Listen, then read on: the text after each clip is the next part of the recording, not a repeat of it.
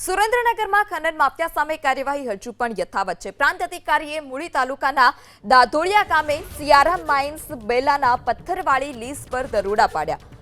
3 set સરખીઓને જપ્ત પણ કરવામાં આવી છે। આ સાથે જ લીઝ ધારક વિરુદ્ધ આગળની કાર્યવાહી પણ શરૂ કરવામાં આવી છે।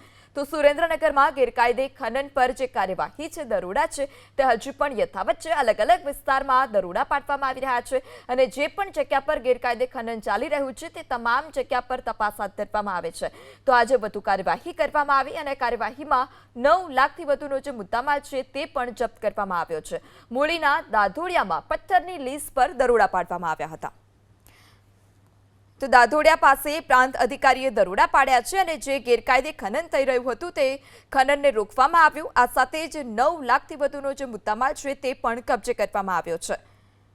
સુરેન્દ્રનગરમાં ખનન માફિયાઓ સામે જે કાર્યવાહી છે તે હજુ પણ યથાવત